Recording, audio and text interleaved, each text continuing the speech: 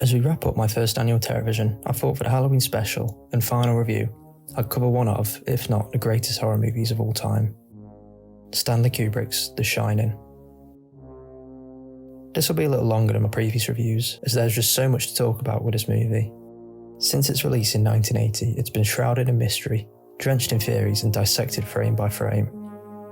Like the Overlook itself, the film seems to pull you in, whisper to you, daring you to look closer.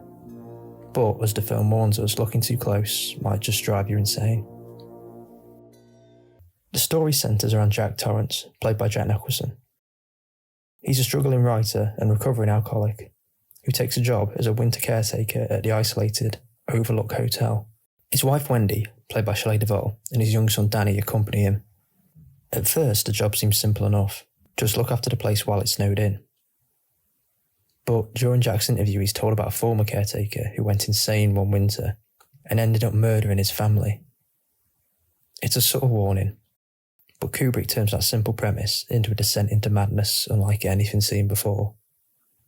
Kubrick's genius lies not just in the story, but in how it's told. Every frame feels deliberate, mathematical, like a puzzle waiting to be solved. The symmetrical compositions, the long steady shots, the eerie silences, they all contribute to a sense of unease that just never lets up. Kubrick understood something fundamental about horror. It's not just about what you see, but what you feel. The Overlook Hotel isn't haunted in the usual sense of ghosts. It's oppressive. It's like sterile. The carpet patterns twist your eyes, the hallways stretch longer than they should, the camera seems to glide in ways that just defy physics. The result? You never feel safe.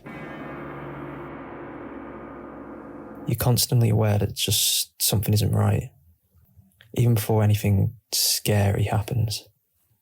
Even the performances feed that tension.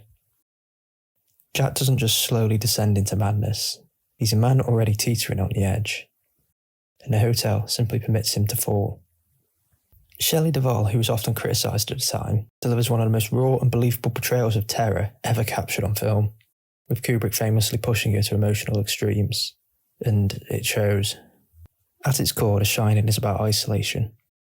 Physical, emotional and psychological. The snow traps the Torrance family inside, but we're already isolated long before that. Jack's resentment towards his family, his creative frustrations, and his alcoholism, all of it fester in a vast, echoing emptiness. Kubrick uses the hotel as a metaphor for Jack's mind. It's grand, impressive, but filled with dark corners, old ghosts, and endless repetition. The phrase, all work and no play make Jack a dull boy, become more than a creepy reveal. It's a statement on obsession. The act of writing or trying to create something meaningful becomes a loop. Madness disguised as productivity. Danny, on the other hand, represents a kind of spiritual sensitivity through his shining, a psychic gift that lets him see the hotel's dark past. He becomes the audience's connection to the supernatural. His imaginary friend Tony might be a coping mechanism, or something far more sinister. Kubrick never tells us. That ambiguity is key. The horror isn't in what we see, it's in not knowing what's real. And then there's the mythology.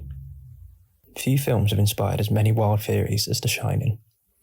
Entire documentaries like Room 237 have been made just to explore them. Some even claim it's Kubrick's coded confession he helped fake the moon landing, citing the Apollo 11 sweater Danny wears and the symbolic launch of the ball rolling towards him in the hallway. Others interpret it as an allegory of the genocide of Native Americans, pointing to the imagery of the hotel's decor and a line about it being built on an Indian burial ground. Still, others argue that it's about the Holocaust, or the nature of evil itself. Now, whether Kubrick intended any of this is debatable. He was famously secretive about his meanings, often refusing to explain them. The Shining becomes a mirror. It reflects whatever fears, obsessions, or interpretations we bring to it. In a way, the conspiracy theories are just extensions of the film's madness. The deeper you look, the more the maze twists. One of the most overlooked aspects of The Shining is its sound design. The droning synths, the sudden shrieks of violins, and the rhythmic heartbeat of Danny's tricycle echoing through the halls. It's like the hotel itself is alive. Even moments of silence feel deafening. Kubrick also manipulates space. The geography of the hotel doesn't make sense. Windows appear where they shouldn't, always lead to nowhere, and the infamous hedge maze outside mirrors the mental maze within. These spatial inconsistencies are deliberate, designed to distort the audience. You can't trust what you're seeing, and that's the point.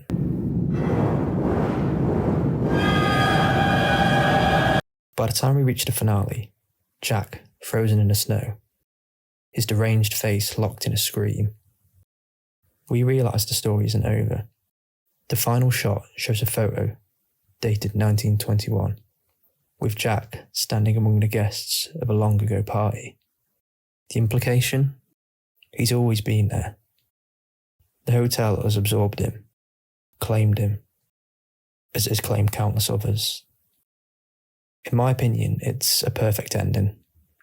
Haunting and deeply unsettling. The horror doesn't end when the credits roll. It lingers with you. Like the Overlook itself, it stays with you.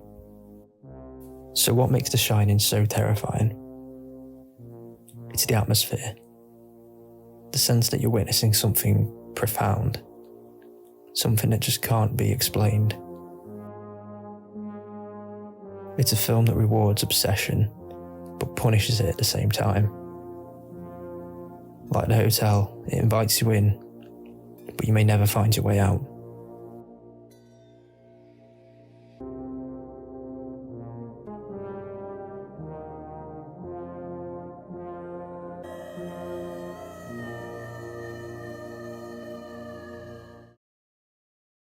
So that's it. 31 movies over 31 days, and the end to my first season of TerrorVision. This has been something I've always wanted to do, and while I found it quite time consuming, it's been something I can truly say I'm proud of. And as I improve and get better at making content like this, I hope to continue it in the future, and make it a sort of yearly series. After October, I'll be moving back to my usual monthly video schedule. But for now, happy Halloween, and thank you for watching.